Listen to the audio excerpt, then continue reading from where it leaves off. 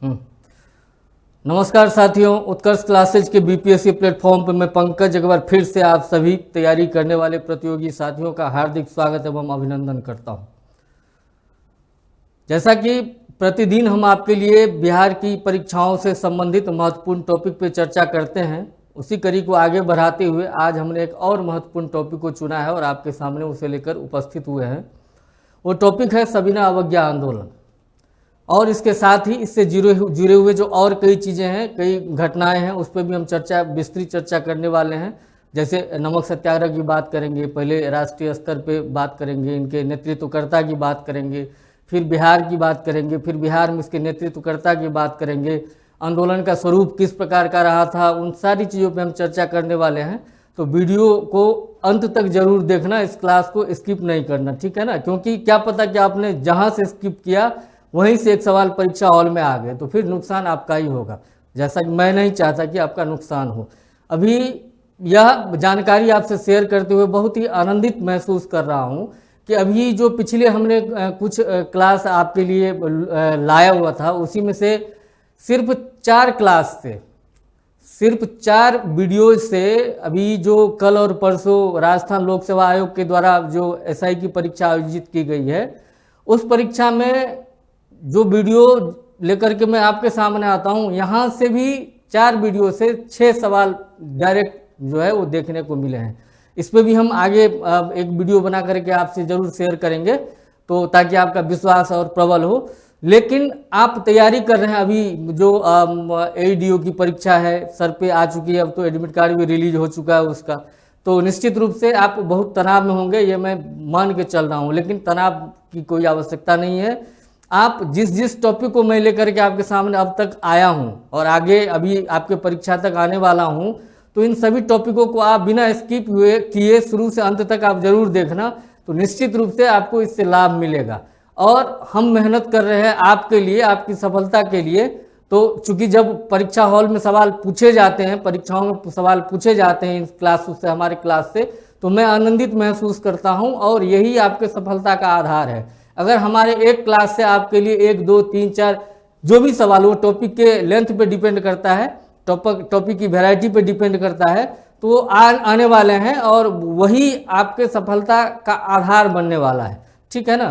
तो बढ़ते हैं आगे, चर्चा करते हैं सविनय अवज्ञा आंदोलन, बिहार में नमक सत्याग्रह और नंगी हड़ताल आदि जैसे जो महत्वपूर्ण घटनाएं बिहार में हुई उनमें। सबसे पहले हम बात करते हैं सविनय अवज्ञा आंदोलन की। तो सविनय अवज्ञा आंदोलन की अगर हम बात करें तो सबसे जो पहला जरूरी चीज जानना हो जाता है वो यह कि इसकी नींव कैसे पड़ी। थोड़ा हम पृष्ठभूमि में लेकर के चलते हैं, तब इस टॉपिक को बहुत अच्छे तरीके से आप समझ पाएंगे, ठीक है ना। तो थोड़ा और कुछ और कई सारे तथ्य भी इसके साथ जुड़ते चले जाएंगे जो निश्चित रूप से आपके परीक्षा की दृष्टि से बहुत ही महत्वपूर्ण रहने वाले हैं, ठीक है। तो हम बात करते हैं सविनय अवज्ञा आंदोलन के पृष्ठभूमि की, कि इसकी नींव जो है वो सबसे पहले कहां से, इसकी शुरुआत का बीजारोपण कहां से हुआ सविनय अवज्ञा आंदोलन का, ठीक है। तो जैसा कि आप जानते हैं कि सविनय अवज्ञा आंदोलन 1930-31 ईस्वी के दौरान जो है वह महात्मा गांधी के नेतृत्व में भारत में बहुत ही व्यापक स्तर पर चलाया गया था। सविनय अवज्ञा आंदोलन भारत का गांधीवादी आंदोलन, जो महात्मा गांधी के द्वारा जितने भी आंदोलन चलाए गए थे 1917 के चंपारण सत्याग्रह से लेकर के अगर हम बात करें तो 1942 ईस्वी के भारत छोड़ो आंदोलन तक की अगर हम बात करें, तो सविनय अवज्ञा आंदोलन उन सब में इसका महत्व जो है वो बहुत अधिक है और यह आंदोलन बहुत ही व्यापक स्तर पे जो है अपने प्रभाव को जो है जमाने में जो है वो सफल हुआ था, ठीक है। तो बात करते हैं सविनय अवज्ञा आंदोलन की शुरुआत की, इसकी नींव की, इसके बीजारोपण की। तो जो कांग्रेस का लाहौर अधिवेशन हुआ था, कांग्रेस का लाहौर अधिवेशन कहाँ हुआ था, कब हुआ था? रावी नदी के तट पे हुआ था और दिसंबर 1929 ईस्वी में हुआ था, जिसकी अध्यक्षता किसने की थी? जवाहरलाल नेहरू ने की थी।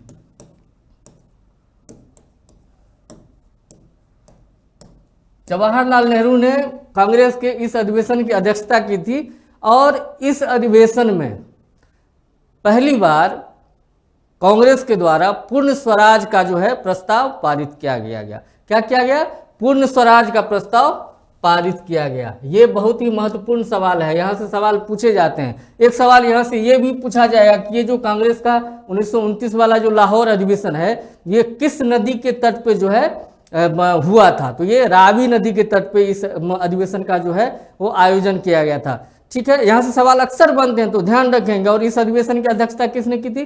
पंडित जवाहरलाल नेहरू ने की थी। और इस अधिवेशन में जो है पूर्ण स्वराज का प्रस्ताव जो है सबसे पहली बार पेश किया गया था, पारित किया गया था। ठीक है, अब बात करते हैं इसी कांग्रेस अधिवेशन से। इस अधिवेशन में एक महत्वपूर्ण निर्णय लिया गया था। वो निर्णय क्या था? वह निर्णय यह था कि प्रतिवर्ष भारत में 26 जनवरी को स्वतंत्रता दिवस के रूप में जो है मनाया जाएगा। ये इस कांग्रेस के लाहौर अधिवेशन में जो है इस बात पे चर्चा हुई थी और यह निर्णय हुआ था कि प्रतिवर्ष 26 जनवरी को पूरे भारत में जो है स्वाधीनता दिवस के रूप में 26 जनवरी को मनाया जाएगा। किस दिवस में? स्वाधीनता दिवस के रूप में। तो ये जो 26 जनवरी की तिथि है, यही 26 जनवरी की तिथि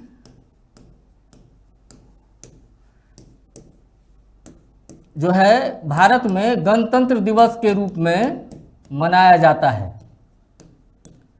तो ये 26 जनवरी की तिथि को ही गणतंत्र दिवस क्यों मनाया जाता है? मनाया तो इसलिए जाता है गणतंत्र दिवस क्योंकि संविधान कंप्लीटली उस दिन लागू हुआ था, 26 जनवरी के दिन। ठीक है, लेकिन ये 26 जनवरी को ही उस कार्य के लिए क्यों चुना गया था? इसलिए चुना गया था क्योंकि ये 26 जनवरी इतिहास के झरोखों में जो है बहुत ही महत्वपूर्ण दिन रहा था। और 26 जनवरी को जो है लाहौर अधिवेशन के बाद प्रतिवर्ष स्वाधीनता दिवस मनाए जाने का जो है निश्चय किया गया था। और बहुत ही उत्साह के साथ 26 जनवरी 1930 को बिहार सहित पूरे भारतवर्ष में स्वाधीनता दिवस जो है वो मनाया भी गया था। युवा वर्ग, नवयुवक छात्र ने जो है इनमें अपनी बड़ी भागीदारी जो है वो दी थी।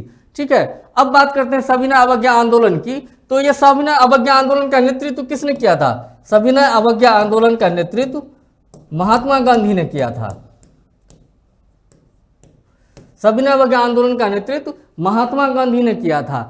और महात्मा गांधी के नेतृत्व में इससे पहले, मतलब सविनय अवज्ञा आंदोलन की अगर हम बात करें तो सविनय अवज्ञा आंदोलन जो था यह ब्रिटिश औपनिवेशिक शासन के विरुद्ध चलाया गया जो है एक बहुत प्रभावशाली जन आंदोलन का जो है रूप था। इसने जो आकार ग्रहण किया वो बहुत ही व्यापक आकार ग्रहण किया था। जैसा कि आप जानते हैं कि जो असहयोग आंदोलन हुआ था उसको महात्मा गांधी के द्वारा बीच में ही, आंदोलन के बीच में ही स्थगित करना पड़ गया था। उसके बाद जो है मतलब 1920-21 के बाद 22 में जो आंदोलन स्थगित हुआ असहयोग आंदोलन, उसके बाद से लेकर के और सविनय अवज्ञा आंदोलन तक जो है इतना बड़ा आंदोलन बीच में हुआ नहीं था। तो इस दृष्टि से भी यह आंदोलन बहुत ही महत्वपूर्ण हो जाता है। ठीक है, तो एक सवाल 26 जनवरी स्वाधीनता दिवस वाली जो बात हमने की है वहां से एक सवाल आते हैं परीक्षा में, तो उसको ध्यान रखेंगे। उससे संबंधित निर्णय कहाँ किए गए थे? तो लाहौर अधिवेशन में किए गए थे 1929 ईस्वी में। वहां से भी सवाल आते हैं, इसको भी याद रखेंगे। इसके साथ ही यह भी याद रखना है कि वो रावी नदी के तट पर वो लाहौर अधिवेशन जो है वो आयोजित किया गया था। कहाँ आयोजित किया गया था? रावी नदी के तट पर आयोजित किया गया था। और उसकी अध्यक्षता किसने की थी? पंडित जवाहरलाल नेहरू ने की थी। तो इस दृष्टि से यहाँ से सवाल अक्सर परीक्षाओं में, न सिर्फ अब बिहार की परीक्षाओं में, पूरे भारतवर्ष में राज्य के द्वारा आयोजित की जाने वाली परीक्षा या केंद्र के द्वारा आयोजित की जाने वाली जितनी भी परीक्षाएं, हर जगह जो है आपको यहाँ से सवाल देखने को मिलेंगे। तो बिना स्किप किए पूरे क्लास को बहुत ही ध्यान से देखिए, ये बहुत ही हेल्पफुल होने वाला है आपकी परीक्षा की दृष्टि से। ठीक है, अब हम आते हैं सविनय अवज्ञा आंदोलन की जो शुरुआत हुई थी। तो सविनय अवज्ञा आंदोलन की शुरुआत जो गांधी जी ने की थी वो कैसी की थी? तो सविनय अवज्ञा आंदोलन की शुरुआत महात्मा गांधी ने दांडी मार्च के द्वारा की थी। ठीक है, कैसे की थी अब उसको हम बहुत डिटेल में आगे अभी जानने वाले हैं। कि ये गांधी जी दांडी यात्रा पर निकले थे अपने 78 अनुयायियों के साथ। अपने 78 अनुयायियों के साथ, अपने 78 अनुयायियों के साथ जो है गुजरात के साबरमती आश्रम से दांडी तक की जो है उन्होंने यात्रा की थी। तो ये उसी का दृश्य आप देख सकते हैं, मेमोराइज करने के लिए इसे ध्यान में रखेंगे। और यह जो प्रतीकात्मक तस्वीर आप देख रहे हैं ये गांधी जी नमक कानून का उल्लंघन करते हुए इसमें दिख रहे हैं। मतलब गांधी जी ने नमक को समुद्र तट पे जाके, दांडी समुद्र तट पे जाके एक मुट्ठी नमक अपने हाथ में लिया था। और यह प्रतीकात्मक रूप से जो नमक पे कर लगाया गया था अंग्रेजों के द्वारा और लोगों के द्वारा, जो सामान्य लोग हैं देश के, उनको मना किया गया था कि उन पे पाबंदी लगाई गई थी कि आप नमक नहीं बना सकते हैं। तो उसका विरोध जो है इस तरीके से प्रतीकात्मक रूप से महात्मा गांधी ने किया था। अब आगे बढ़ते हैं, दांडी मार्च के बारे में जानते हैं। दांडी मार्च, यहाँ ये भी बहुत ही अधिक महत्वपूर्ण होने वाला है। यहाँ से भी परीक्षा में अक्सर सवाल पूछा जाता है कि दांडी मार्च कब प्रारंभ हुआ। तो दांडी मार्च जो है वो 12 मार्च को जो है दांडी मार्च प्रारंभ किया गया था।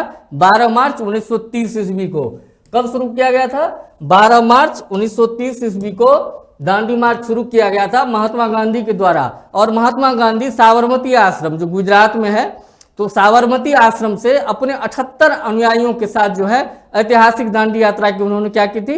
शुरुआत की थी। ठीक है। और दांडी जो है यह गुजरात में ही जो है एक तटीय गांव है, मतलब जो समुद्र का तट है, ये पश्चिमी तट जो है, तो यहाँ पे तट पे यहाँ पे दांडी नाम का जो है गांव था। तो वहीं तक की महात्मा गांधी ने यात्रा की थी। कितने अनुयायी थे उनके साथ? 78 अनुयायी थे। यह सवाल भी अक्सर परीक्षा में पूछा जाता है, इसको ध्यान रखना है। उसके साथ ही कितने दूरी जो थी वो कितनी थी? तो 240 मील। हालांकि कुछ सोर्सों में अलग तथ्य भी आपको मिल सकते हैं, लेकिन जो एक्यूरेट एग्जैक्ट है वो यही है कि साबरमती से दांडी तक की जो यात्रा महात्मा गांधी ने की थी, वो उस दौरान 240 मील की जो है उन्होंने यात्रा की थी, दूरी तय की थी, जो लगभग 385 किलोमीटर के आसपास है। और इस पूरी यात्रा में को जो है वो 24 दिनों में जो है महात्मा गांधी ने पूरा किया था। कितने दिनों में पूरा किया था? तो 24 दिनों में। मतलब दांडी मार्च जो था ये 24 दिनों तक चला था, जो साबरमती से शुरू होकर के जो है और दांडी तट तक पहुंचा था। और दांडी में महात्मा गांधी ने नमक कानून का जो है प्रतीकात्मक रूप से उल्लंघन किया था। ठीक है। और दांडी तट पे कब पहुंचे थे? एक सवाल तो ये कि प्रारंभ कब किए थे? तो 12 मार्च को प्रारंभ किए थे। और दांडी तट तक कब पहुंचे थे? तो 6 अप्रैल को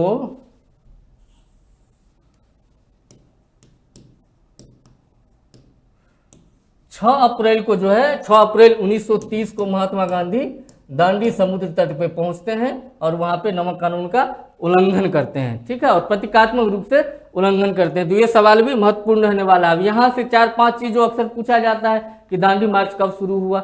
12 मार्च 1930 ईस्वी को शुरू हुआ। देखिए, हम साथ के साथ आपको रिवीजन भी करवाते चल रहे हैं। मेरी ये कोशिश है कि साथ के साथ जो चीजें हैं, जो परीक्षा में आने लायक चीजें हैं, वो सब चीज आपको मेमोराइज हो जाए, ताकि परीक्षा हॉल में जब भी आपके सामने सवाल आए तो तुरंत आपके दिमाग में जो है आपकी दिमाग की बत्ती जल जाए और आप सही आंसर लगा पाए। ठीक है। यात्रा खत्म कब हुई थी? तो 6 अप्रैल को खत्म हुई थी। कब खत्म हुई थी? 6 अप्रैल 1930 को खत्म हुई थी। उसके बाद जो दूरी थी, वो दूरी कितनी थी जिसको गांधी जी ने इस यात्रा के दौरान तय किया था? तो 240 मील की दूरी थी, लगभग 385 किलोमीटर के आसपास। ठीक है। और कितने लोगों के साथ इस यात्रा की शुरुआत की थी? तो 78 लोगों के साथ जो है, अपना 78 चुने हुए अनुयायियों के साथ जो है महात्मा गांधी ने इस यात्रा की शुरुआत की थी। जैसा कि यहाँ विजुअल में आप देख सकते हैं, ये है साबरमती आश्रम। यहाँ से महात्मा गांधी ने अपने सफर की शुरुआत की थी और यहाँ से लेकर के चलते हुए महात्मा गांधी यहाँ आते हैं दांडी पे। ये समुद्र तट है, देख रहे हैं ना, ये सब दिख रहा है आपको। तो यहाँ पे महात्मा गांधी ने जो है क्या किया था? नमक कानून का उल्लंघन किया था। और इसकी दूरी कितनी थी? 240 मील। ठीक है। तो इसको ध्यान रखेंगे, ये यात्रा थी। और इस यात्रा के दौरान महात्मा गांधी चूंकि यहां से चले थे, तो चलते चलते जिन जिन मार्गों से वो आगे बढ़े, गुजरे, तो लोगों की संख्या क्या हुई? बढ़ती चली गई। तो लोगों को रास्ते में वो जो है जन जागृति का भी महात्मा गांधी ने काम किया। लोगों को ब्रिटिश नीतियों और उसकी जो खामियां थी उन सब के बारे में उन्होंने लोगों को जागरूक किया, बताया, समझाया। और इस प्रकार जो है दांडी यात्रा सफल हुई। महात्मा गांधी का यह जो जन जागरण का जो कार्य था वह अपने अंजाम तक जो है वो पहुंच पाई और अंग्रेजों के दमनकारी नीतियों के विरुद्ध जो है वो लोग क्या हो पाए? संगठित हो पाए। अब आगे बढ़ते हैं। आंदोलन के प्रसार की अगर हम बात करें तो 6 अप्रैल 1930 को महात्मा गांधी दांडी पहुंचे। वहां पे प्रतीकात्मक रूप से उन्होंने क्या किया? नमक कानून का उल्लंघन किया। उसके बाद क्या हुआ? उनकी गिरफ्तारी हो गई। 4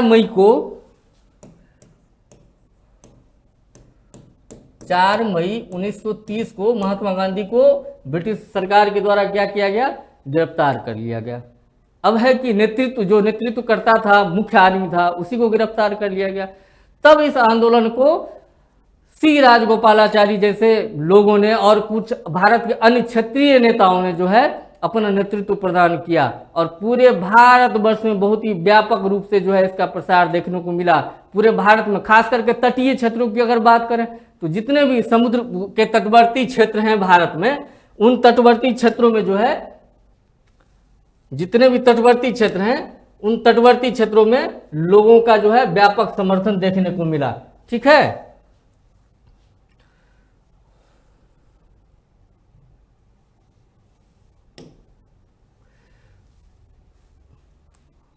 एक और महत्वपूर्ण चीज कि यह नमक सत्याग्रह सविनय अवज्ञा आंदोलन की शुरुआत हुई दांडी मार्च और नमक कानून के उल्लंघन के साथ। ठीक है, लेकिन देखते ही देखते चूंकि अंग्रेजी नीतियों के प्रति पूरे भारतीय जनमानस में जो है वो आक्रोश तो भरा पड़ा था ही, तो जहां पे जिस तरह की समस्या थी, ऐसा नहीं कि अगर किसी क्षेत्र में अगर नमक कानून और नमक कर का ही विरोध करना है, ऐसा नहीं है। नमक कर का तो विरोध करना ही करना है, उसके साथ साथ जिन जिन क्षेत्रों में अंग्रेजों की जिन जिन नीतियों से लोगों के मन में आक्रोश था, समस्याएं थी, लोग पीड़ित थे, तो वहां पे जो है यह आंदोलन सविनय अवज्ञा आंदोलन में जो है वो सारी चीजें जुड़ती चली गई। ठीक है ना, जैसे नमक आंदोलन से शुरू हुआ और यह जो है नो टैक्स करबंदी आंदोलन में जो है वो शामिल हो गया। उसके बाद नो रेंट आंदोलन जो है ये भी लगानबंदी आंदोलन, लोगों को लगान देना बंद कर दिया। ठीक है, तो यह भी क्या हुआ, इस आंदोलन को मजबूत बनाने में जो है अपना महत्वपूर्ण योगदान इसने निभाया। अगर हम जन भागीदारी की बात करें तो कई बार सवाल पूछा जाता है कि निम्नलिखित में से किस गांधीवादी आंदोलनों में जो है सबसे अधिक महिलाओं की भागीदारी देखी गई। तो जितने भी गांधीवादी आंदोलन हैं उन सभी गांधीवादी आंदोलनों में सविनय अवज्ञा आंदोलन ऐसा गांधीवादी आंदोलन था जिसमें महिलाओं की सर्वाधिक भागीदारी रही। क्या रही? महिलाओं की सर्वाधिक भागीदारी रही।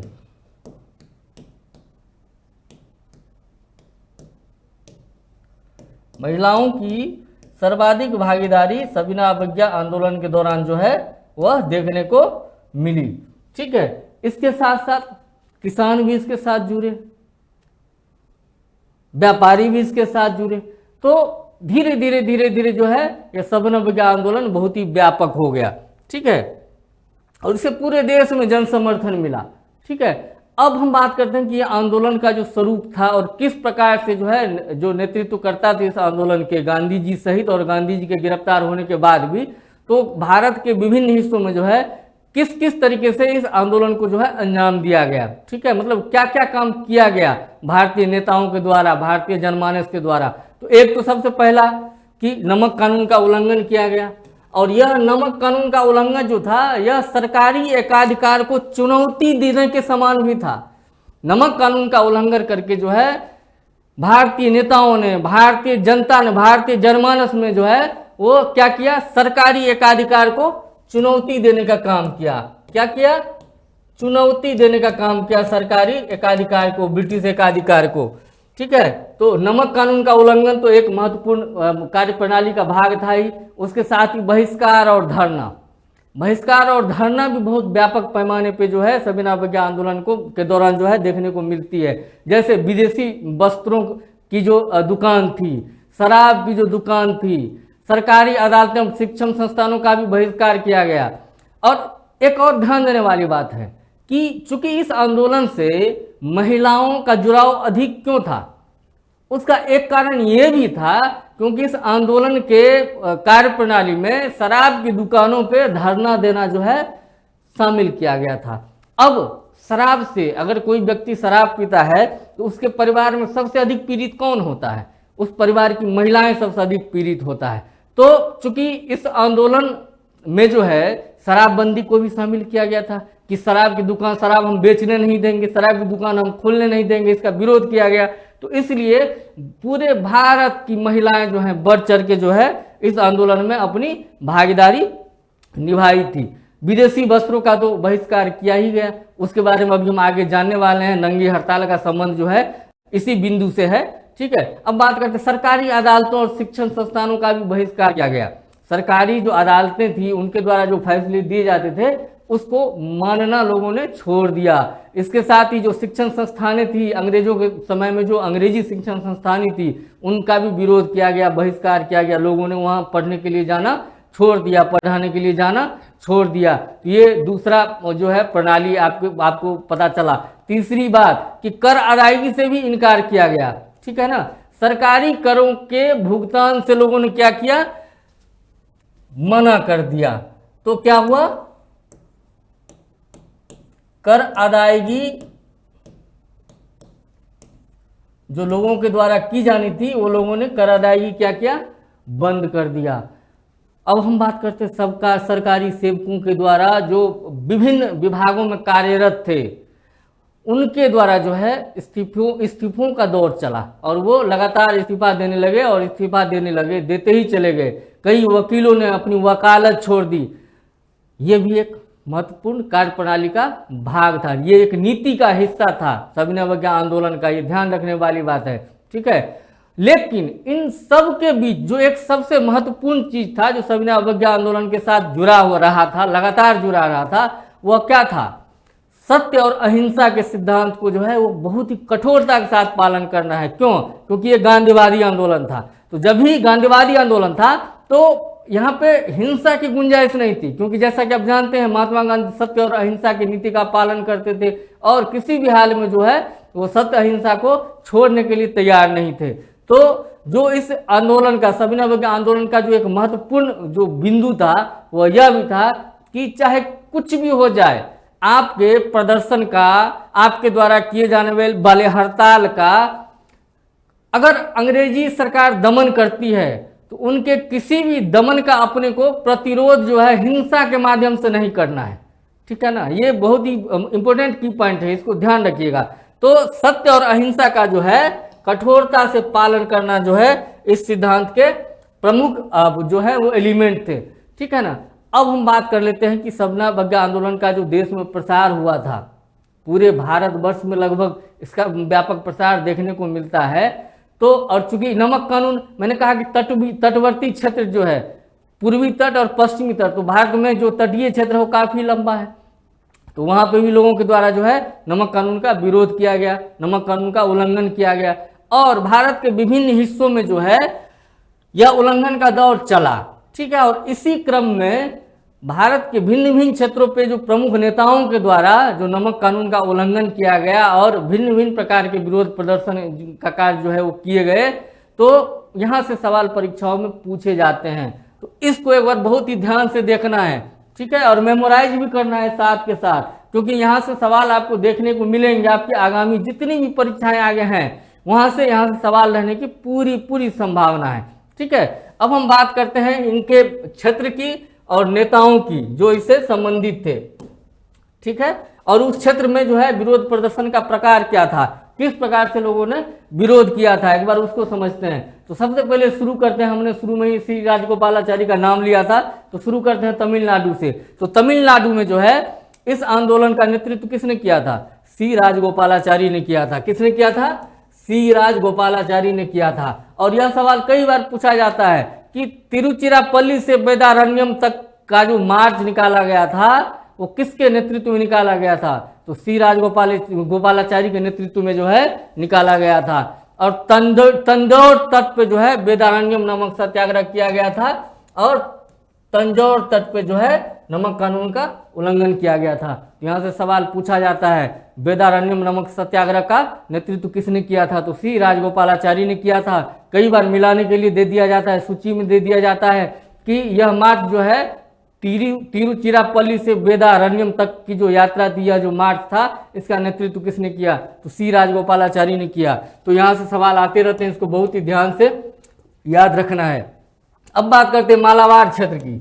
तो मालाबार में जो नेतृत्व करता थे वो कौन थे, मालाबार में सविनय अवज्ञा आंदोलन, नमक आंदोलन का सत्याग्रह का नेतृत्व करने वाले व्यक्ति जो थे वो थे के केलप्पन और पी कृष्णा पिल्लई।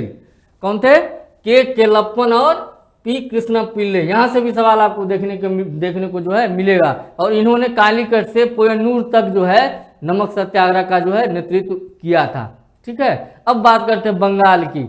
तो बंगाल में जो है सविनय अवज्ञा आंदोलन का नेतृत्व किसने किया था, तो सुभाष चंद्र बोस और जे एम सेन गुप्ता ने बंगाल में इस आंदोलन को अपना नेतृत्व प्रदान किया गया था। ठीक है, और बंगाल में नमक सत्याग्रह हुआ, नमक कानून का उल्लंघन हुआ। इसके साथ ही अभी जैसा कि हमने चर्चा किया है कि इसके स्वरूप में जो है कई डायमेंशंस जुड़ गए थे, तो उसी क्रम में चौकीदारी कर का जो है विरोध भी बंगाल क्षेत्र में किया गया था और यूनियन बोर्ड विरोधी आंदोलन भी बंगाल में चलाया गया था।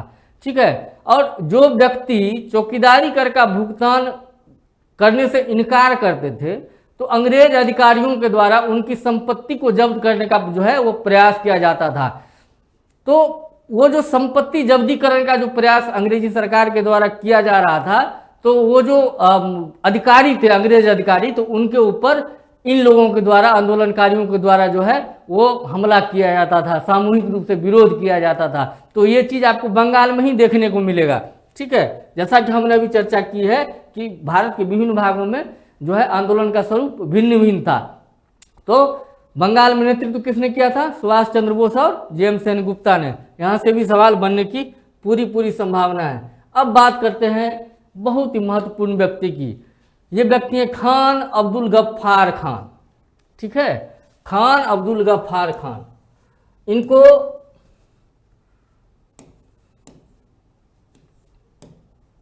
सीमांत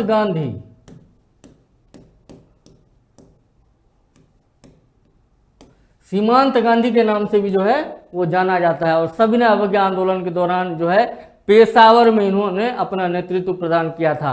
और इसी समय इन्होंने लाल कुर्ती आंदोलन चलाया था। क्या चलाया था?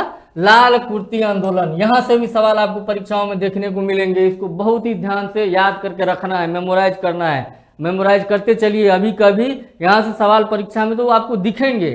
ठीक है, ये लाल कुर्ती आंदोलन, और इसको खुदाई खिदमतगार भी बोला जाता है। क्या बोला जाता है? खुदाई खिदमतगार। यह क्या था? एक स्वयं सेवी संगठन था। स्वयं सेवी संगठन। इसकी स्थापना किसने की थी? खान अब्दुल गफ्फार खान ने की थी। खान अब्दुल गफ्फार खान को सीमांत गांधी के नाम से भी जाना जाता है। और जो सबसे महत्वपूर्ण बात जो परीक्षाओं में पूछा जाता है कि गढ़वाल राइफल के जवानों द्वारा जो निहत्थी भीड़ पर गोली चलाने से इनकार किया गया था, वो कहाँ की घटना थी? वो यही घटना थी। वो खान अब्दुल गफ्फार खान के नेतृत्व में जो आंदोलन चल रहा था, सविनय अवज्ञा आंदोलन, उसी समय पे अंग्रेजों ने दमन चक्र चलाना चाहा, लेकिन जो अंग्रेजी सिपाही थे, गढ़वाल राइफल के जवान थे, उनके द्वारा निहत्थी भीड़ पे, क्योंकि निहत्थी तो थी, क्योंकि गांधी जी का तो रूल था, उन्होंने बोल दिया था किसी भी हालत में हिंसा नहीं चाहिए, सत्य और अहिंसा के आधार पर ही आंदोलन को आगे बढ़ाना है। ठीक है, तो निहत्थी भीड़ पे जो है गढ़वाल राइफल के जवानों ने जो है गोली चलाने से इनकार कर दिया था। तो ये गढ़वाल राइफल्स वाला सवाल भी परीक्षा में कई बार पूछा जाता है, तो इसको ध्यान रखेंगे। यहाँ से सवाल आने की पूरी संभावना है। अब बात करते हैं घरसाना सत्याग्रह की। ये घरसाना सत्याग्रह कई बार परीक्षा में पूछा जाता है कि इसका संबंध किस गांधीवादी आंदोलन से है। तो घरसाना सत्याग्रह का संबंध जो है वो किस आंदोलन से है? सविनय अवज्ञा आंदोलन से है। सविनय अवज्ञा आंदोलन, सविनय अवज्ञा आंदोलन से घरसाना सत्याग्रह जो है ये संबंधित है। अभी हमने शुरू में चर्चा की है कि महिलाओं की व्यापक भागीदारी यहाँ पे देखने को मिली थी सविनय अवज्ञा आंदोलन के दौरान। उसका एक उदाहरण यहाँ आप देख सकते हैं कि घरसाना सत्याग्रह का जो है नेतृत्व किसने किया था? सरोजिनी नायडू ने किया था। सरोजिनी नायडू ने किया था। और ये घरसाना है कहाँ? ये घरसाना 60 वर्ष जो है, ये घरसाना कहाँ पे है? ये स्थल जो है गुजरात के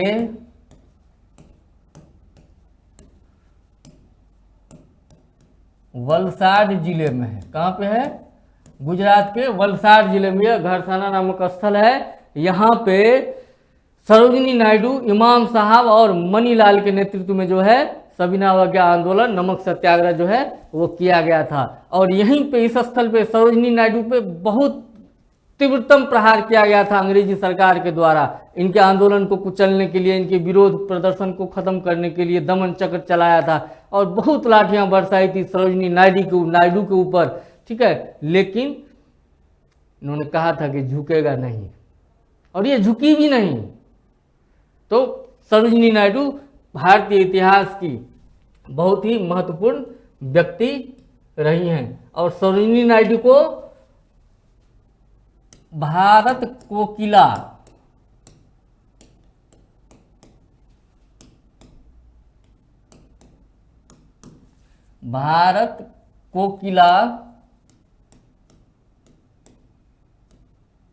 भी कहा जाता है।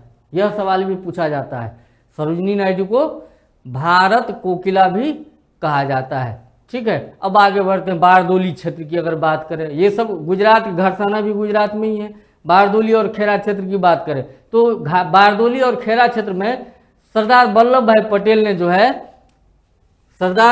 पटेल ने इस आंदोलन को अपना नेतृत्व प्रदान किया था। और यहाँ पे जो पैटर्न था इस आंदोलन का, तो लोग भू राजस्व का भुगतान करने से इनकार लोगों ने कर दिया, जैसा कि हमने अभी चर्चा की है कि लोगों ने कर देने से मना कर दिया। ठीक है, तो वो यहाँ भी वही हुआ था। और इसके साथ ही एक और महत्वपूर्ण घटना जो यहाँ पे ये बारदोली और खेरा क्षेत्र में घटित हुई थी, वो क्या, वो यह कि जो ब्रिटिश भारत के जो पड़ोसी रियासत थे, जैसा कि आप जानते हैं कि अगर ये ब्रिटिश भारत है तो ये रियासत इसके अंदर नहीं गिने जाते थे। ये रियासत जो है जिनका शासन प्रशासन का काम वहाँ के राजाओं के द्वारा, वहाँ के जमींदारों और सामंतों के द्वारा किया जाता था, तो वो ब्रिटिश भारत के भाग नहीं थे। ठीक है, तो चूंकि कर लिया जाता था, वो कहाँ से लिया जाता था, अंग्रेजों के द्वारा, ब्रिटिश भारत के अधीन जो क्षेत्र थे वहां से। तो ब्रिटिश भारत से जो है सविनय अवज्ञा आंदोलन के दौरान पड़ोसी रियासतों में बड़ी संख्या में जो है लोगों ने क्या किया, पलायन किया। ठीक है, और टैक्स देने से जो है इनकार किया। अब बात करते हैं संयुक्त प्रांत की, जिसे हम वर्तमान उत्तर प्रदेश के क्षेत्र के रूप में जानते हैं। तो यहाँ पे जो है सविनय अवज्ञा आंदोलन का नेतृत्व किसने किया था, श्रीमान जवाहरलाल नेहरू ने, जो भारत के प्रथम प्रधानमंत्री भी हुए थे देश आजाद होने के बाद। तो जवाहरलाल नेहरू के नेतृत्व में संयुक्त प्रांत में जो है यह आंदोलन चलाया गया था। और यहाँ पे भी नो रेवेन्यू अभियान और नो रेंट अभियान चलाया गया था। यहाँ भी लोगों के द्वारा जो है कर देना जो है बंद कर दिया गया था। ठीक है, अब बात करते हैं बिहार की। तो बिहार में नमक कानून का उल्लंघन की अभी हम विस्तार से आगे चर्चा करने वाले हैं, लेकिन पटना में नमक कानून का उल्लंघन किसने किया था, अंबिका कांत सिंह ने किया था। तो यह भी आपके बिहार की परीक्षाओं के लिए बहुत ही महत्वपूर्ण है। इन्होंने क्या किया था,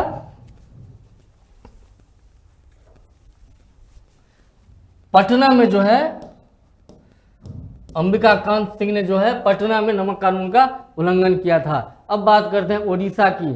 तो उड़ीसा में गोपाल बंधु चौधरी ने सविनय अवज्ञा आंदोलन का नेतृत्व किया था। किसने किया था, गोपाल बंधु चौधरी। यहां से भी परीक्षा में सवाल पूछे जा सकते हैं। ठीक है, और जितने भी उड़ीसा के तटीय जिले थे, जैसे बालासोर है, कटक है, पुरी है, तो इन सभी क्षेत्रों में जो है व्यापक रूप से यह आंदोलन विस्तृत था, फैला हुआ था। ठीक है, अब बात करते हैं बिहार की। सविनय अवज्ञा आंदोलन के दौरान, नमक सत्याग्रह के दौरान बिहार में क्या क्या हुआ, बिहार की घटनाओं पर एक बार चर्चा करना बहुत ही जरूरी है। आगामी बिहार की परीक्षाओं की दृष्टि से यह बहुत ही महत्वपूर्ण हो जाता है। तो बिहार में जो है नमक सत्याग्रह की रूपरेखा जो है, प्रारूप किसने तैयार किया था, डॉक्टर राजेंद्र प्रसाद। ठीक है, डॉक्टर राजेंद्र प्रसाद ने क्या किया था, नमक सत्याग्रह का बिहार में इंप्लीमेंटेशन के लिए कि किस तरीके से आंदोलन को आगे बढ़ाना है, प्रारूप का निर्माण किया था। किसने, डॉक्टर राजेंद्र प्रसाद ने। और आंदोलन के लिए 6 अप्रैल 1930 की तिथि तय की गई थी राजेंद्र बाबू के द्वारा। कौन सी तिथि, 6 अप्रैल 1930। यह वही तिथि थी जिस दिन महात्मा गांधी दांडी तट पर पहुंच के नमक कानून का उल्लंघन करने वाले थे। तो इसलिए इस तिथि को उनके द्वारा जो है चुना गया था। ठीक है, और इस आंदोलन को व्यापक जन समर्थन मिले देश के अंदर।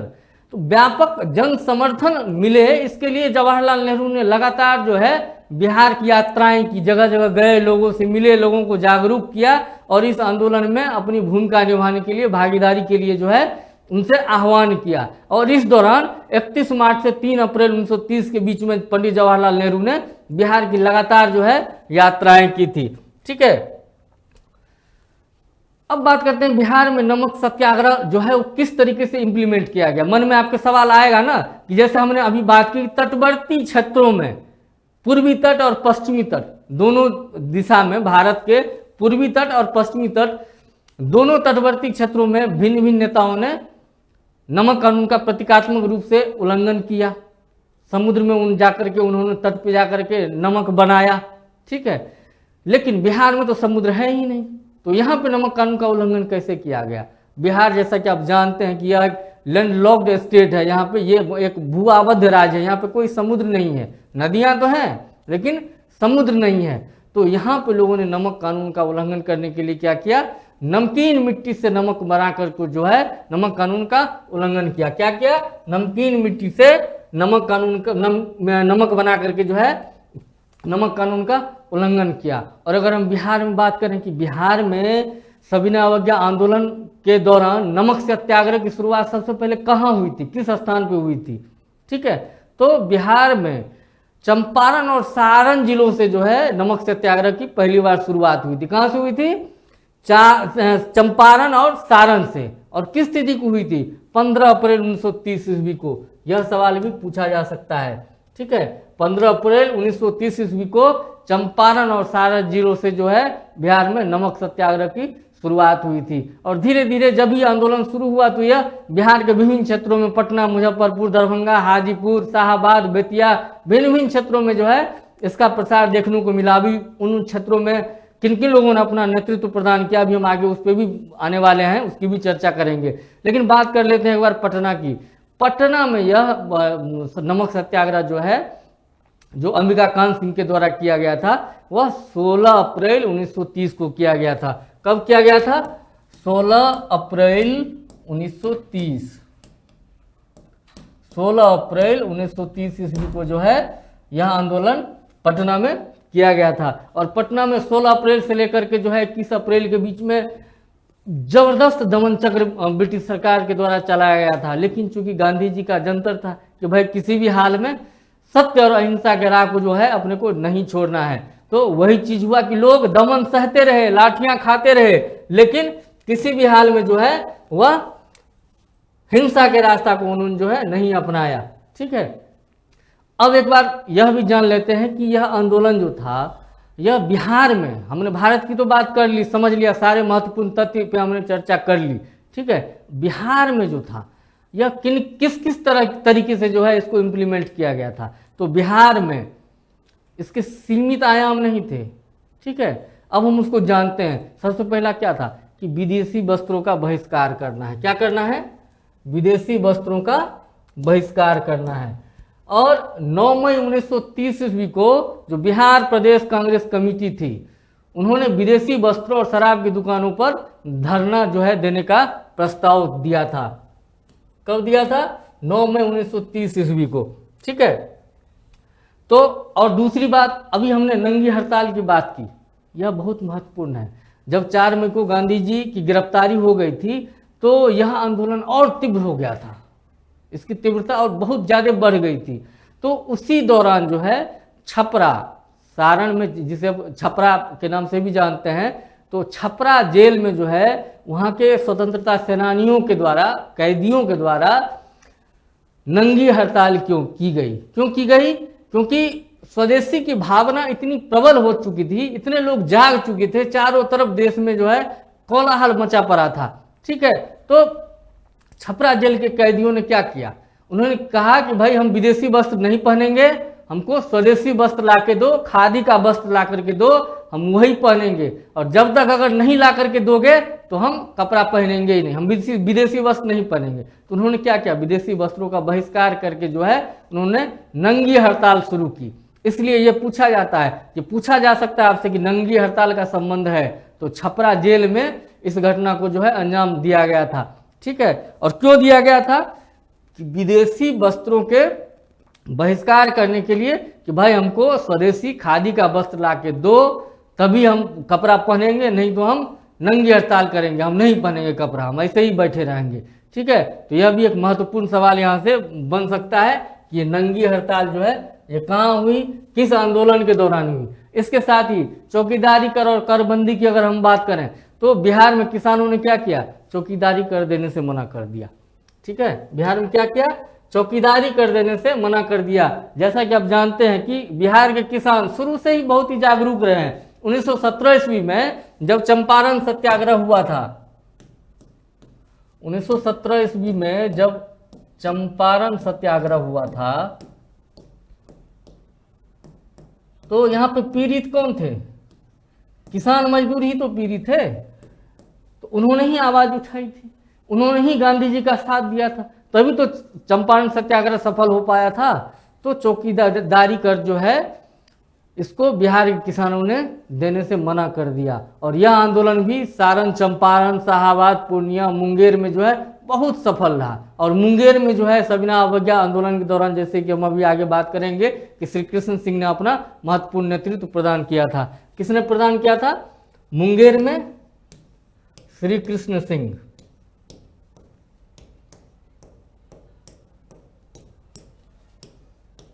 श्री कृष्ण सिंह ने इस आंदोलन को अपना महत्वपूर्ण नेतृत्व प्रदान किया था। उसके साथ एक और महत्वपूर्ण घटना जो हुई उस दौरान, सविनय अवज्ञा आंदोलन के दौरान बिहार के संदर्भ में, यह भी परीक्षा में आपसे पूछा जा सकता है कि स्वदेशी समिति का गठन किसने किया था? क्या पूछा जाएगा? स्वदेशी समिति का गठन किसने किया था? तो याद रखना है, भूलना नहीं है। पटना में अली इमाम के नेतृत्व में जो है, किसके नेतृत्व में? अली इमाम। अली इमाम के नेतृत्व में पटना में जो है स्वदेशी समिति की जो है स्थापना की गई थी। यहां से भी एक सवाल आपको परीक्षा में देखने को मिल सकते हैं। ठीक है, अब आगे बढ़ते हैं कि बिहार में नमक सत्याग्रह, जैसा हमने कहा कि नमक सत्याग्रह तो पूरे देश में ही बहुत ही व्यापक रूप से फैला था चारों तरफ। तो बिहार के भिन्न भिन्न क्षेत्रों में जो इसका नेतृत्व किया था वो किसने किया था? हो सकता है कि यहाँ से सवाल आपको देखने को मिले। ठीक है, तो सविनय अवज्ञा आंदोलन में बिहार के जो भिन्न भिन्न जिलों में जो आंदोलन को अंजाम तक पहुंचाया गया था, नेतृत्व किया गया था जिन नेताओं के द्वारा, उनमें कुछ महत्वपूर्ण नामों की एक बार चर्चा कर लेते हैं। चंपारण में किसने नेतृत्व प्रदान किया था? विपिन बिहारी वर्मा ने। मुंगेर में श्री कृष्ण सिंह ने अपना नेतृत्व प्रदान किया था। और श्री कृष्ण सिंह बिहार के पहले मुख्यमंत्री भी हुए थे, ये भी याद रखना है। हमने अपने पिछली कक्षा में चर्चा भी किया है कि देवघर में जो मंदिर में दलितों के प्रवेश से संबंधित जो आंदोलन चलाया गया था, उसको भी श्री कृष्ण सिंह ने जो है अपना महत्वपूर्ण नेतृत्व प्रदान किया था। तो इसको याद रखना है, यहाँ सवाल पूछे जा सकते हैं। पटना में जैसा कि हमने अभी बात की थी कि अंबिका कांत सिंह के द्वारा नेतृत्व किया गया था। 16 अप्रैल को पटना में जो है नमक सत्याग्रह किया गया था। ठीक है, गोरिया कोठी, यहाँ पे चंद्रिका सिंह ने अपना महत्वपूर्ण नेतृत्व प्रदान किया। हाजीपुर में भरत मिश्र ने अपना महत्वपूर्ण नेतृत्व प्रदान किया था। लखीसराय की अगर बात करें लखीसराय में नंद कुमार सिंह ने अपना महत्वपूर्ण नेतृत्व प्रदान किया था। दरभंगा में सत्यनारायण सिंह ने अपना महत्वपूर्ण नेतृत्व जो है इस आंदोलन को प्रदान किया था। गुरेजा में गिरीश तिवारी ने इस आंदोलन को महत्वपूर्ण नेतृत्व प्रदान किया था। अब अगर बात करें भागलपुर की, तो भागलपुर में महादेव लाल सराफ जो थे, यह सविनय अवज्ञा आंदोलन को, नमक सत्याग्रह को जो है अपना महत्वपूर्ण नेतृत्व प्रदान किया था। ठीक है, तो ये तो बिहार के, अभी हमने पहले बात करी, तो देश में भिन्न भिन्न क्षेत्रों में जो महत्वपूर्ण नेताओं ने महत्वपूर्ण तरीके से जो है अपना नेतृत्व प्रदान किया था इस आंदोलन को, उनकी बात हमने कर ली। उसके बाद हमने राज्य में अगर बिहार की बात करें तो बिहार के भिन्न भिन्न क्षेत्रों में जो कुछ महत्वपूर्ण नेताओं ने इस आंदोलन को, नमक सत्याग्रह को अपना नेतृत्व प्रदान किया था, हमने उनकी बात कर ली। अब एक बार सरकारी दमन की भी बात कर लेते हैं। जब 4 मई 1930 ईस्वी को महात्मा गांधी को गिरफ्तार कर लिया गया, कब गिरफ्तार कर लिया गया? 4 मई 1930 ईस्वी को महात्मा गांधी की गिरफ्तारी हो गई। महात्मा गांधी की गिरफ्तारी होने के बाद यह आंदोलन जो है और तीव्र हो गया और बिहार में भिन्न भिन्न जगह से जो है व्यापक जन समर्थन जो है वो लोगों के मन में उबाल जो है मारने लगा और लगभग 13,000 कैदी जो है वो कैद किए गए थे। लगभग 13,000 लोगों की गिरफ्तारी अंग्रेज सरकार के द्वारा जो है वो किया गया था। ठीक है, और एक महत्वपूर्ण विडंबना देखिए कि जिस भारतीय राष्ट्रीय कांग्रेस को 1885 ईस्वी में ब्रिटिश अधिकारियों के प्रयास से जो है स्थापित किया गया था, ये वो ह्यूम के द्वारा स्थापित किया गया था। लॉर्ड डफरिन उस समय पे जो है गवर्नर जनरल हुआ करते थे भारत के। वो अंग्रेज आज उन्हीं के द्वारा जो स्थापित भारतीय राष्ट्रीय कांग्रेस था, उसको सविनय अवज्ञा आंदोलन तक आते आते, मतलब 1930 ईस्वी तक आते आते इसका राष्ट्रवादी भावनाओं के प्रसार में इतना अधिक योगदान बढ़ गया था भारतीय राष्ट्रीय कांग्रेस का कि उसी अंग्रेज को, उसी अंग्रेजी सरकार को, सत्ता को, जिसने कांग्रेस की स्थापना की थी, उसे ही 30 जून 1930 को कांग्रेस को अवैध घोषित करना पड़ा। ठीक है, तो यहां से सवाल आपको देखने को मिल सकते हैं कि कांग्रेस को अवैध घोषित जो है कब किया गया, तो 30 जून 1930 ईस्वी को कांग्रेस को अवैध घोषित कर दिया गया।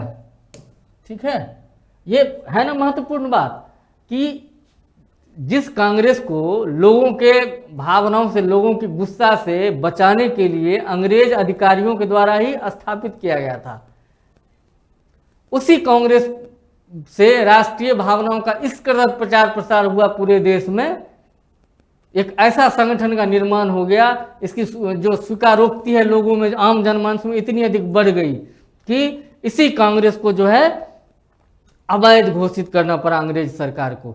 ये बहुत महत्वपूर्ण तथ्य है और यहाँ से सवाल अक्सर पूछे जाते हैं। और इसी क्रम में 5 जुलाई 1930 को राजेंद्र बाबू को भी जो है गिरफ्तार कर लिया गया और लगभग 6 महीने तक उनको कैद में भी रहना पड़ा था। तो ये कांग्रेस को जो अवैध घोषित किया गया, यहाँ से भी सवाल पूछे जा सकते हैं। ठीक है, और इसी क्रम में एक और महत्वपूर्ण बिंदु है जहाँ से सवाल पूछे जा सकते हैं कि वे कौन से व्यक्ति थे जिन्होंने राजेंद्र प्रसाद और अब्दुल बारी के ऊपर जो लाठीचार्ज हुआ था सविनय अवज्ञा आंदोलन के दौरान, तो बिहार विधान परिषद से इस्तीफा दे दिया था। ठीक है, तो व्यक्ति थे राय बहादुर द्वारकानाथ। राय बहादुर द्वारकानाथ ने राजेंद्र प्रसाद और प्रोफेसर अब्दुल बारी के ऊपर जो लाठीचार्ज किया गया था, अंग्रेजी दमन चक्र चलाया गया था, उसके विरोध में बिहार विधान परिषद से इन्होंने क्या किया था, इस्तीफा दे दिया था। ठीक है, अब बात करते हैं आंदोलन की समाप्ति की।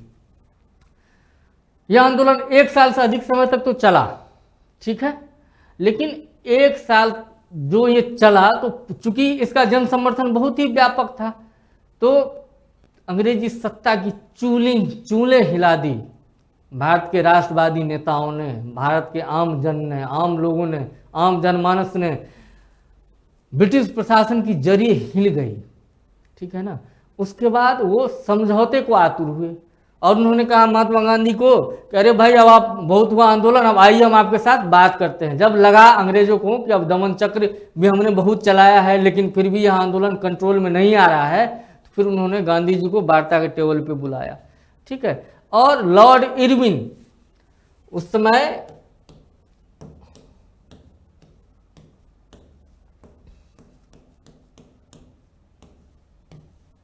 लॉर्ड इरविन जो है, इन्होंने गांधी जी को समझौते के लिए बुलाया और लॉर्ड इरविन के साथ गांधी इरविन समझौता संपादित किया गया, साइन किया गया। ठीक है, तो लॉर्ड इरविन समझौता कब हुआ? 5 मार्च 1931 को। यह परीक्षा की दृष्टि से भी आए है, यहाँ से तो सवाल आते ही आते हैं, अक्सर आपको परीक्षाओं में सवाल देखने को मिलेंगे कि गांधी इरविन समझौता कब हुआ। तो गांधी इरविन समझौता जो है यह 5 मार्च 1931 ईस्वी को हुआ था। ठीक है, और जब लॉर्ड इरविन के साथ गांधी जी ने समझौता किया, उसके बाद इस आंदोलन को जो है महात्मा गांधी के द्वारा वापस ले लिया गया। वापस लेने के बाद चूंकि गांधी इरविन समझौते की ही बात थी, तो यह बात हुई थी कि गोलमेज सम्मेलन के लिए आप चलिए इंग्लैंड, वहां पे आपसे बात करते हैं। तो आंदोलन स्थगित हुआ गांधी इरविन समझौते के बाद। जो कुछ राजनीतिक कैदी थे, बंदी बनाए गए थे, उनको छोड़ दिया गया, रिहा कर दिया गया। ठीक है, उसके बाद महात्मा गांधी को गोलमेज सम्मेलन में शामिल होने के लिए इंग्लैंड ले जाया गया। वो इंग्लैंड गए और वैसे तो गोलमेज सम्मेलन 3 हुए थे, 3 गोलमेज सम्मेलन हुए थे। इसकी चर्चा हम किसी अलग क्लास में डिटेल में करेंगे, लेकिन इस आंदोलन से जुड़ा हुआ है द्वितीय गोलमेज सम्मेलन। ठीक है, द्वितीय गोलमेज सम्मेलन में जो है महात्मा गांधी को शामिल होने के लिए इंग्लैंड बुलाया गया। तो 3 गोलमेज सम्मेलन में सिर्फ और सिर्फ द्वितीय गोलमेज सम्मेलन में जो है भारतीय राष्ट्रीय कांग्रेस ने भाग लिया था। और कांग्रेस का प्रतिनिधित्व किसने किया था? महात्मा गांधी ने किया था। तो यह सवाल भी परीक्षाओं में बहुत बार पूछा जाता है, यहाँ से आपको सवाल देखने को मिलेंगे। ठीक है, तो इसे ध्यान रखना है, इन सारी चीज़ों को मेमोराइज करते चलिए, अच्छे से समझते चलिए। ठीक है, कि 3 गोलमेज सम्मेलनों में जो दूसरा गोलमेज सम्मेलन हुआ था, तो उस दूसरे गोलमेज सम्मेलन में जो है महात्मा गांधी ने कांग्रेस के प्रतिनिधि के रूप में हिस्सा लिया था, भाग लिया था। लेकिन जब वार्ता के टेबल पे बैठे तो जो महात्मा गांधी चाह रहे थे वो हुआ नहीं, तो वार्ता विफल हो गई। उसके बाद जो है पुनः महात्मा गांधी ने इंग्लैंड से वापस आने के बाद 1932 ईस्वी में क्या किया? आंदोलन को फिर से शुरू कर दिया। सविनय अवज्ञा आंदोलन को गोलमेज सम्मेलन की विफलता के बाद जब वो इंडिया वापस आए तो उसे फिर से सविनय अवज्ञा को आंदोलन को उन्होंने शुरू किया। और इसी दौरान 4 जनवरी 1932 को राजेंद्र प्रसाद, ब्रजकिशोर प्रसाद, कृष्ण वल्लभ साय, ये सब बहुत ही महत्वपूर्ण नेता थे, गांधी जी के बहुत ही करीबी सहयोगी थे, बहुत महत्वपूर्ण सहयोगी थे। इन सबों को जो है क्या किया गया? अंग्रेजी सरकार के द्वारा फिर से बंदी बना लिया गया। ठीक है, अब यहाँ से जुड़े हुए जो बिहार की अगर हम बात करें तो इस आंदोलन के दौरान जो है बिहार से संबंधित 2-3 महत्वपूर्ण फैक्ट को एक बार जान लेते हैं कि जो पटना में नमक सत्याग्रह किया गया था तो किस स्थान पर किया गया था? तो पटना में नखास पिंड नाम का एक जगह है। कौन सा जगह है? नखास पिंड, याद रखेंगे इसे। नखास पिंड नामक स्थान पे जो है पटना में नमक सत्याग्रह, नमक तोड़ने के लिए जो है चुना गया था। और अगर हम महिलाओं के नेतृत्व की बात करें, मैंने कहा भी आपसे अभी भी बिहार में क्या है? वर्ष 2016 से शराबबंदी लागू है। तो इससे अगर बिहार का कोई वर्ग अगर सबसे अधिक खुश है तो कौन है? वहाँ की महिलाएं।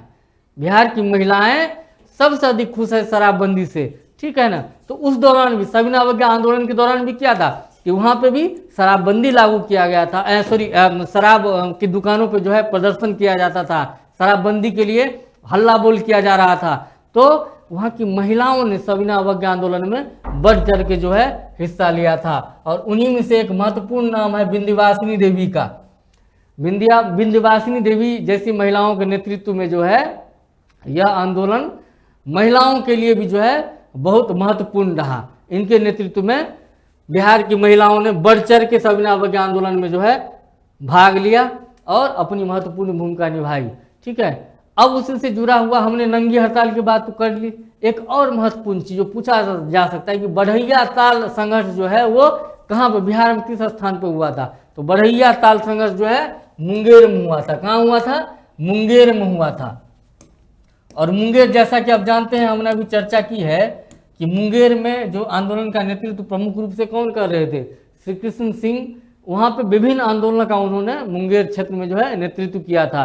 तो यह बढ़ैया ताल संघर्ष जो है यह बहुत महत्वपूर्ण था। यह कहाँ हुआ था? बिहार के मुंगेर क्षेत्र में हुआ था। और इस बढ़ैया ताल संघर्ष ने जो है बिहार में किसान आंदोलनों को और देश के किसान आंदोलनों को भी बल प्रदान किया। जैसा कि हमने चर्चा किया था अपने पिछले क्लास में कि स्वामी सहजानंद के नेतृत्व में 1929 ईस्वी में प्रांतीय किसान सभा की स्थापना बिहार में की गई थी।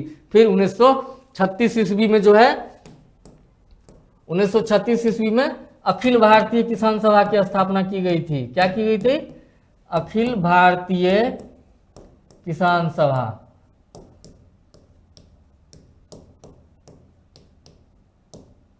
किसान सभा की स्थापना की गई थी। ठीक है, तो अखिल भारतीय किसान सभा की स्थापना 1936 ईस्वी में की गई थी। कब की गई थी? 1936 ईस्वी में की गई थी। तो ये बढ़ैया ताल संघर्ष जो था तो निश्चित रूप से सहजानंद सरस्वती के नेतृत्व में जो किसान आंदोलन चल रहा था उसको यहाँ से बल मिला था। इस प्रकार अगर हम देखें तो यह सविनय अवज्ञा आंदोलन जो है ना, यह केवल ब्रिटिश आर्थिक नीतियों को चुनौती नहीं था। भाई नमक कर का उल्लंघन किया गया, लोगों ने करबंदी शुरू किया, नो रेंट अभियान चलाया गया, लोगों ने भू राजस्व देना बंद कर दिया। ठीक है, नंगी हड़ताल की गई, चौकीदारी करबंदी की गई, लोगों ने चौकीदारी कर देने से इनकार कर दिया। तो यह स्पष्ट होता है कि यह सविनय अवज्ञा आंदोलन जो है यह केवल करबंदी आंदोलन नहीं था। जो सविनय अवज्ञा आंदोलन के दौरान जो कार्यप्रणाली नेताओं के द्वारा जो अपनाई गई थी, इसने भारतीय राष्ट्रीय आंदोलन को जो है एक नई दिशा प्रदान की। ठीक है, और उसी की परिणति हम फिर आगे जो है 1942 में भारत छोड़ो आंदोलन के रूप में देखते हैं और फिर 1947 में भारत आज़ाद होता है। तो आज की इस कक्षा में हमने बहुत सारे महत्वपूर्ण बिंदुओं की चर्चा की है। ठीक है, तो यहाँ से सवाल अगर सवाल सविनय अवज्ञा आंदोलन, नमक सत्याग्रह, नंगी हड़ताल, बरहिया ताल संघर्ष, अगर सवाल पूछे जाते हैं, चाहे वो भारत के संदर्भ में पूछे जाए, चाहे वो बिहार के संदर्भ में पूछे जाए, तो वो सवाल आपको यहीं से देखने को मिलेंगे। तो इस पूरी क्लास को बिना स्किप किए देखिए अच्छे से, ठीक है, और उसको मेमोराइज रखिए। यहाँ से सवाल आपको परीक्षा हॉल में निश्चित रूप से देखने को मिलेंगे। और जैसा कि मैंने कहा कि अभी कल ही जो परीक्षाएं आयोजित हुई है, उसी में इसी क्लास से, जो क्लास मैं आप लोगों के लिए लेकर के प्रतिदिन आ रहा हूँ, इन्हीं क्लासों में सिर्फ 4 क्लास में से 6 क्वेश्चन जो है वो एज इट इज पूछे गए हैं। उस पर भी हम आगे चर्चा करेंगे, उसके लिए भी हम एक वीडियो लेकर के आपके सामने आएंगे। तो इन्हीं अपेक्षाओं के साथ कि यहाँ से जो भी सवाल पूछे जाते हैं आप उसको बिल्कुल गलत नहीं करेंगे। तो इस पूरे क्लास को बिना स्किप किए देखिए और फिर अगले क्लास में एक ऐसे ही किसी महत्वपूर्ण टॉपिक के साथ मिलते हैं आपसे। जय हिंद।